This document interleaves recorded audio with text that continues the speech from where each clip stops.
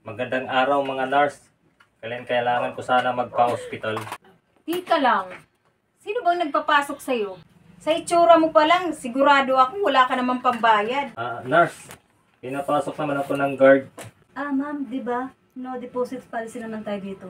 Tumawag yung main branch ng ospital natin. Nandito na daw yung bagong presidente ng hospital natin. Yung papalit sa magre-retire nating president. Doktora, wala pa naman po dumaan sa amin dito. Padayan na itong calling card niya.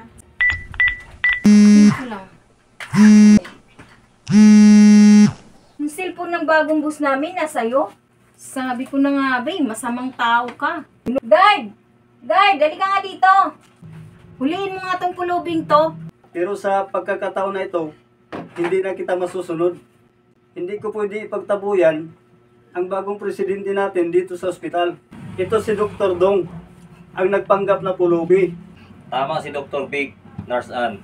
Ang doktor din na nagpanggap na gwardiya para malaman namin ang kalagayan ng ospital na to.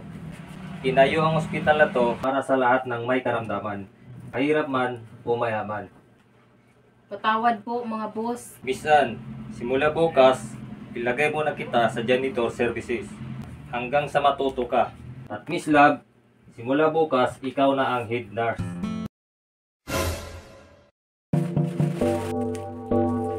Ma'am, ito nga pala yung sukli. Ano to? Butones? Di ba sabi ko sa'yo, huwag mo na ako suklian? Nagsukli ka nga. Tag 25 centavos naman to. Oh, sa'yo na yan. Ma'am, pira din po yan. At dito po sa store namin, mahalaga po yan. Idi sa'yo na. Kaalis na nga. Bis, may pa-surprise si boss. Excited ng lahat. Oo nga. Ano kaya yun? Ayun na pala oh. Magsasalita na si boss. Merry Christmas sa inyong lahat. Hindi na ako magpaligoy-ligoy pa. Isa sa inyo ngayong gabi ang mag-uwi ng 50,000 pesos cash. Sa ating palaro, ang traditional na Bring Me. Ang pinakaunang magdala sa akin ng 25 centavos, ang siyang mag-uwi ng 50,000 pesos cash. Ma'am, ito nga pala yung sukli. Ano to? Butones? Di ba sabi ko sa'yo, huwag mo na ako suklian? Nagsukli ka nga. Tag 25 centavos naman to. Oh, sa'yo na yan. 2,